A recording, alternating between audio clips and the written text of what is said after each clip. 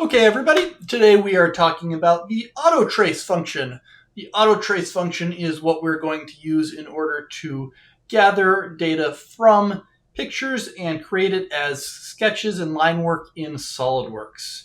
So the Autotrace function is going to be an add-in, so we're going to go under Tools, Add-ins, and we can enable that piece right here.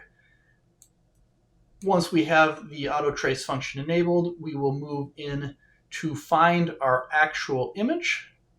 The image that I'm going to grab, I'm going to go into Tools, Sketch Picture, and I'm going to go ahead and import a logo for us here. This first piece that shows up on our left is going to give us the ability to mess with both the position, which you see me doing right here, and the scale of the image. I would not necessarily recommend doing any movement of the image right away.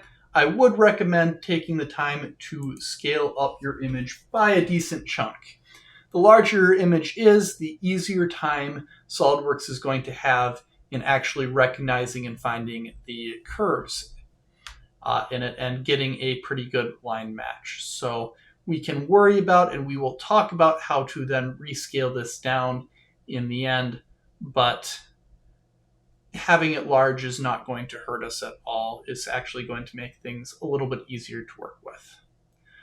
Once this is done, we can go ahead and hit this next arrow, and that is going to bring us into this sketch picture area. The piece that we're going to be talking about today for sketch picture is this little piece here, which you can kind of see, and that is what we're going to use in order to select different aspects of our image. So I've clicked that, I've clicked on the D, and I've hit the Begin Trace. With this, I have the ability to change the recognition tolerance and the color tolerance. Those are the two pieces that are going to have the greatest effect in order to get the best trace I can possibly get. The recognition tolerance tends to make the largest impact on this, and having it completely selected isn't always the best thing. Now, this seems like a very tedious task, and unfortunately, it somewhat has to be. You do have the ability, which is going to be displayed any second now, to select multiple different pieces by holding the Control key on your keyboard. Unfortunately, this does not tend to result in the best matches if it does any. So I would not recommend doing that. Maybe one or two will work. Trying to get a bunch all at once does not tend to yield the best results. So I'm going to go ahead and go through here, and we'll speed this up a little, and I will select every piece one at a time, getting the best match I can get. You do notice right here that the bottom left portion right around there, just had the mouse moving around it, of my match isn't the best. I wasn't able to get much better with this, but I could always go back and change those lines afterwards if I was particularly stressed out about it. So let's speed up once again here, and we will take a look. At this point, we are done. I do talk about a couple of functions in this video, but I'm going to go ahead and skip those for the purpose of this narration. We can basically hit that checkbox, and it will give us our overall image here. With this image, what I just did is I right-clicked on it here, go back a little bit, and I want to delete, and the delete things showed up on a screen that I wasn't recording, unfortunately. But with that, you can see that I have successfully created a fairly reasonable outline of this logo.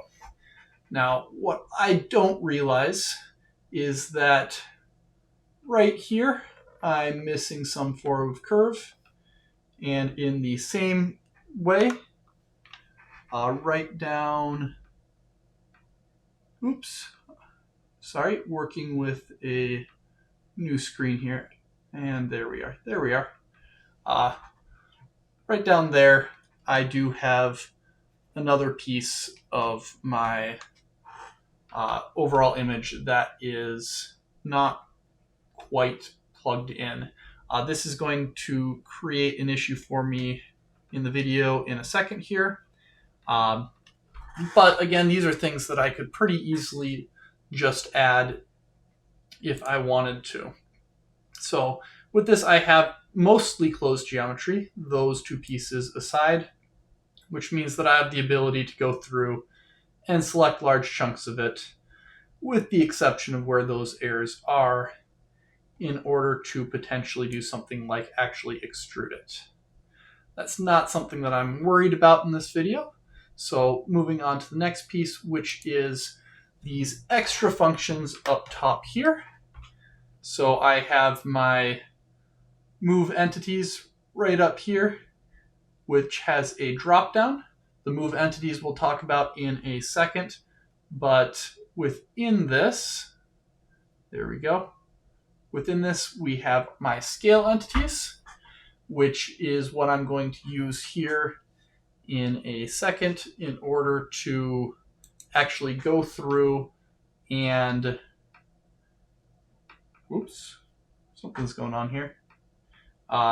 In order to go through and actually change these pieces so that I have a smaller size. I can also use the Move Entities button.